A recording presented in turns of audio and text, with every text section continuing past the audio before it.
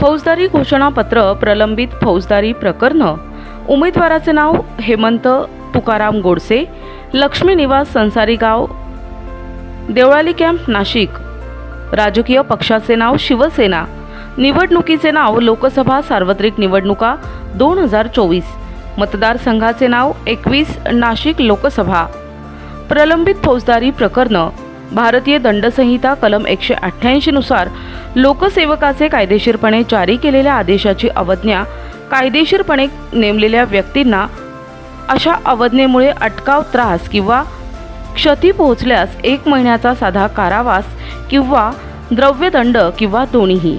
कलम 268 सार्वजनिक उपद्रव आणि एखादा मनुष्य सार्वजनिक आरोग्य, सुशिक्षित, सोय, सभ्यता आणि नीतिमत्ता यांना बाधक अशा अपराधांविषयी अपराधी असेल.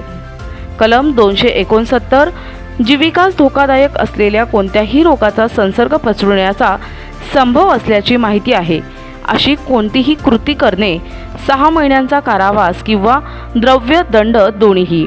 न्यायालयाचे नाव 2 सहदिवाणी न्यायाधीश कनिष्ठ स्तर व प्रथम न्यायदंडाधिकारी वर्ग 1 नाशिक 1 महाराष्ट्र. प्रकरण क्रमांक आणि दिनांक ACC 925/2023 दिनांक 15 फेब्रुवारी 2023. अपराधाचे प्रधानचे वर्णन आणि तो ठरवलेली शिक्षा निरंक. जास्तीत जास्त ठोठावलेली शिक्षा निरंक.